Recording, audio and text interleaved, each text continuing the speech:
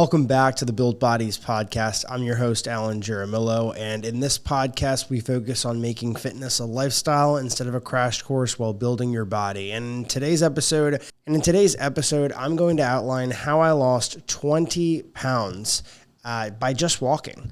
And the reason I wanted to share this with you is because there's a lot of men out there who think that the barrier to entry with making your fitness journey a lifestyle is very high. You see crazy workouts on Instagram. You see people putting in huge amounts of effort. And I'm not saying that you can't work, that you're not going to work hard to reach your goals. But what I'm telling you is that the barrier to entry with fitness and making just healthier choices throughout your life is actually a lot lower than you think. So I'm going to outline how I've just been walking to lose 20 pounds and exactly how I did that, why I enjoy walking, and I'm also going to reference some of the evidence done on walking and the other positive benefits that walking has. The first thing that we want to do is really understand why this process works. Everyone burns a set amount of calories per day. You might think that, your metabolism is slow or whatever, but a lot of things go into your metabolism, and one of those things is referred to as your basal metabolic rate. Another is the thermic effect of food. Another one is called the non-exercise activity thermogenesis. So this is blinking, moving your hands, moving your fingers, all that. And then there is also the calories that you burn from exercise. All of this makes up how many calories you burn in a day. So a lot of people, they try and really reduce as many calories as possible, and it's a lot lower than it needs to be. So to understand how this process can work, we have to understand that everyone burns that level of calories, okay? Everyone has a maintenance number of calories. So if we keep our nutrition at that maintenance and we eat the same, roughly around the same calories that we burn every day, we won't really lose that much weight, right? We're gonna maintain body weight. So what you can do with walking is set a step goal. Now, let's basically assume that 10,000 steps per day, which is a lot of steps per day for the average person, burns around 400 to 500 calories per day.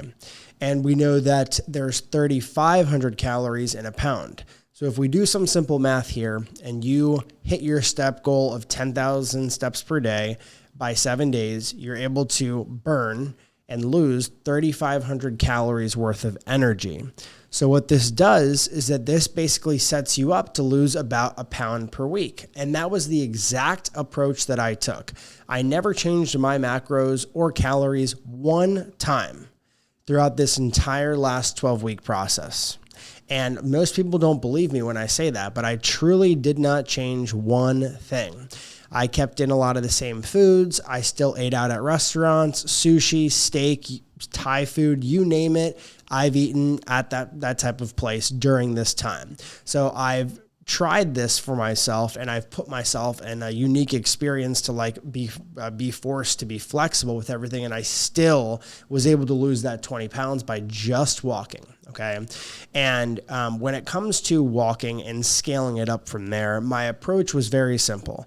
I started with 10,000 steps per day. That was manageable for me. And then I went up to 12,000. Okay. And then once I started to see the scale weight kind of plateau a little bit, I went up to 15,000 steps per day. And that's been my target for the last 4 weeks or so. And this is important to note because a lot of people like to start at just 15,000 or 20,000 steps per day. They start at an unrealistic goal. I didn't even know if I was going to be able to hit 10,000 steps a day because I work from home and I only go to the gym, and sometimes I occasionally go to the grocery store throughout the week. So I'm not running like a million errands to have all of the step count made easy for me. So what I personally did is I really just tried to focus on walking my dog as much as I could, as well as taking short 10 to 15 minute walks after I ate a meal. It helped me digest it, and it also just helped me added steps throughout the day. And what I loved about walking, which I'll get into a little bit more later, is like how easy it was.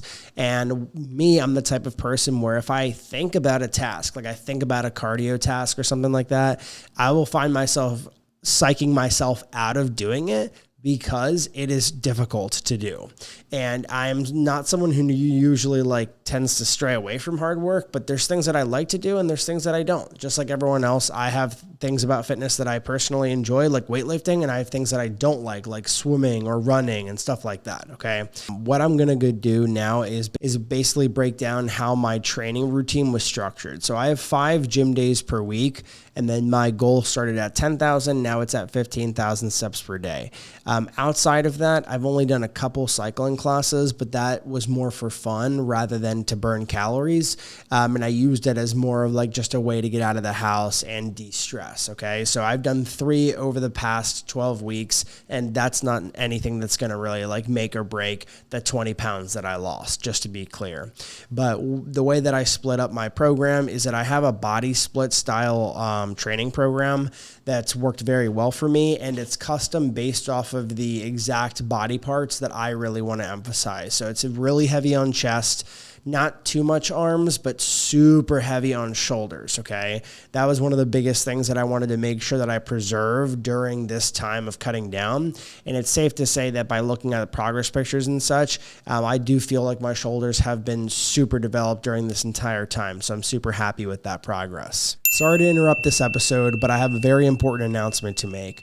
We have officially opened 10 roster spots for the month of September. I am super pumped to get new people into the online coaching program, Shortcut to Shreds. This is for you if you're someone who's looking for direction, okay? You already know for yourself that you can do the work, but what you're looking for is a roadmap, okay? And you're looking to skip all of the mistakes in the book to just execute it on exactly what you're supposed to do and receive accountability throughout that entire process. So we really help a lot of men get out of skinny fat. We help them get rid of their belly fat, and we help them pack on a shit ton of muscle. So if that is you and you want to take advantage of this opportunity to become a part of our Built Bodies team, we would love to have you. Go down below in the show notes and fill out the application. And if you're on YouTube, just go to the description and fill out the application there. And then from there, we can go ahead and hop on a phone call, us just one-on-one, and talk about what the program is going to look like for you. Have a good one, and let's get back to the episode. In regards to nutrition, I kept my calories around 2,300 calories per day. For me, that it was about my maintenance calories, and I had enough carbohydrates to get me through workouts, to get me through my day. My fats were high enough so that I can go ahead and eat out and not feel too restricted by having fattier meats and such. And my protein was very high at around 250 grams, just to make sure that I preserve lean tissue as well as control my satiety. And I'm only telling you these macros as a way to see how my brain works.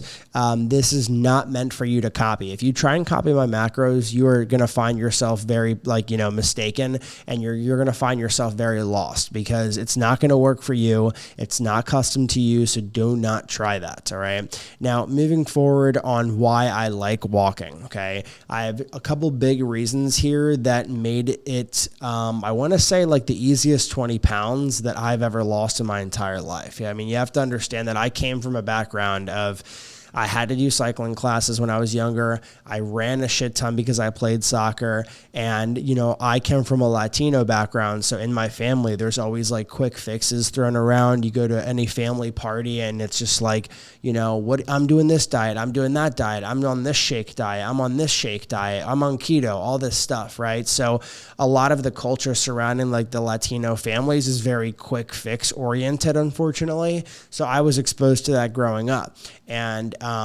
basically that dictated a lot of the dieting decisions that I made, as well as a lot of the workouts that I did. I tried to do very hard, strenuous things to lose body fat, and it just made it a lot harder for me to do so and keep it off long term. I always lost a tremendous amount, but the level of difficulty was much higher than this.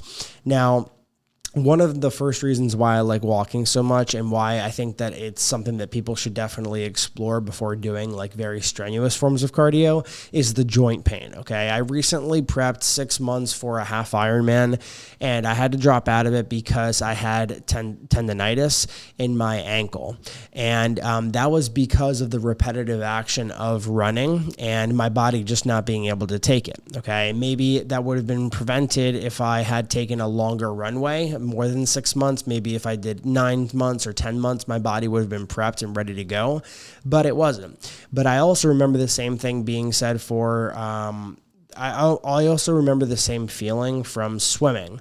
When I would swim, I would notice that my joints would hurt a little bit more when I was training shoulders, when I was training back, because it was just a lot of work to do. Very strenuous forms of cardio, which are all great, by the way. I'm just sharing my experience in relation to how I've been able to keep my strength this entire time, and I've been able to avoid a lot of the joint pain that I was experiencing in the previous 6 months training for that Ironman. Now, the other reason why I love walking is because it de-stresses me, okay? Whenever I find myself worked up about work, worked up about any relationships that I have, worked up about anything, just normal daily stress, going for a walk to clear my head has never really failed me. And I've consistently taken walks every single day, rain or shine, for the last 12 weeks. And I can honestly say that it's done a lot to help me process different things that I'm currently going through in my personal life. So that was just a tidbit there that I really liked. And I also want to note that the third one here is that it doesn't impact my hunger like high intensity interval training. This has been one of the biggest changes, okay? I am used to doing high levels of training, whether it be running 10 miles, swimming multiple miles, doing things like cycling long distances. I've done it all. And I can honestly say that nothing really impacts your hunger like doing strenuous amounts of work, coming home and just wanting to like eat as much as possible to feel replenished. And walking doesn't really make you feel like that, okay? You're not really overworking yourself too much. You're doing a little bit each part of the day, and it's basically just piecing together until you get to that goal of 10,000 steps per day. So what I personally do is I have a dog. That's a little bit of a cheat code, and I'll start my day by walking the pup, okay? I'll hit at least 2,000 steps just to get the day started.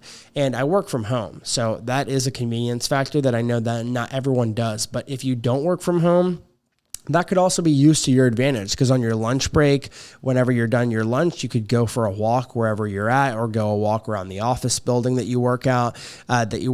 But for me, what I like to do is I like to take a lot of my calls while pacing around my apartment, okay?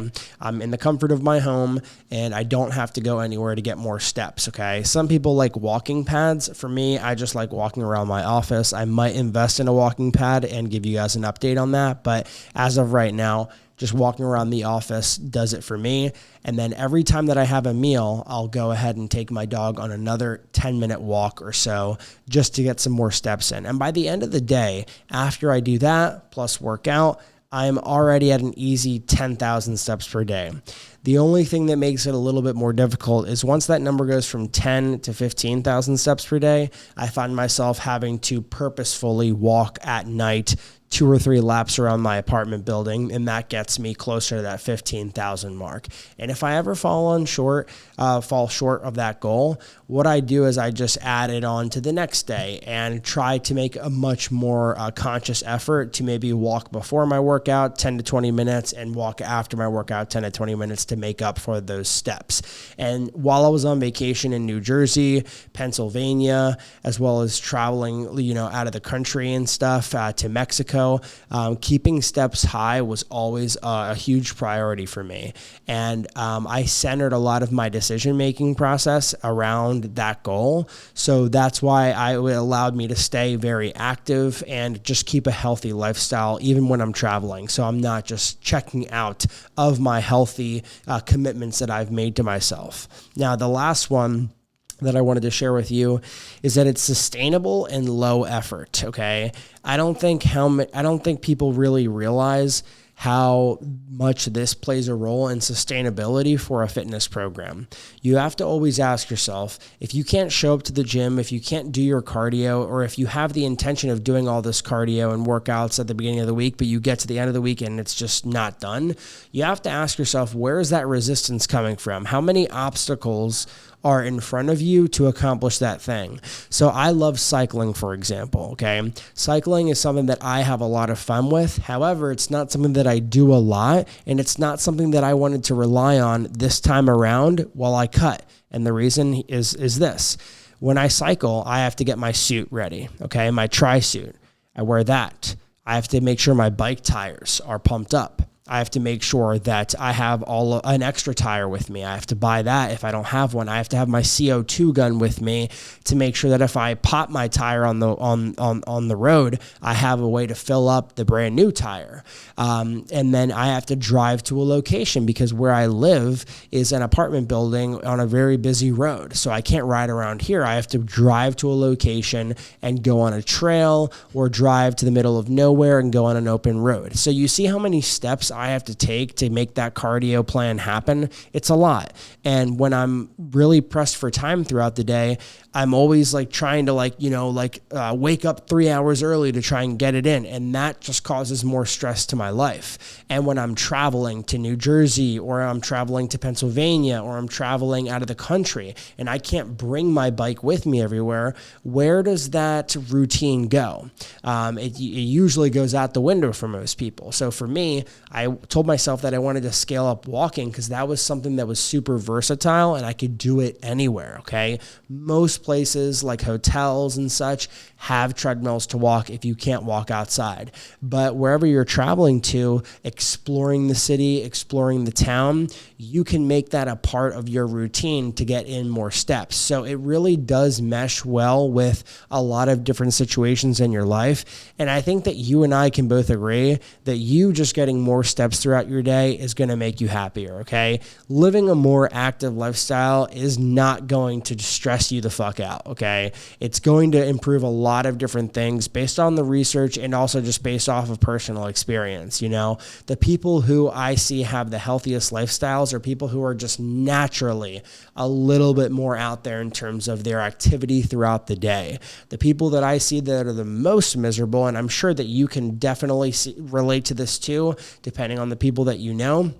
The people who are the most miserable don't have any sense of activity that they do throughout the day to keep themselves healthy, to keep themselves from getting diseases in the future. And it's unfortunate that some people have to hit rock bottom or have a very nasty health scare to get these concepts and start implementing them. And that's just unfortunate. But at the same time, you know, if you're watching this podcast, you're one of the few that really does care about your well-being and you care about your future. So I commend you for listening. And I wanted to say thank you so much for listening to the podcast. If you have any questions or concerns, comment down below on YouTube. And please feel free to leave a review on Spotify if you're listening on that platform.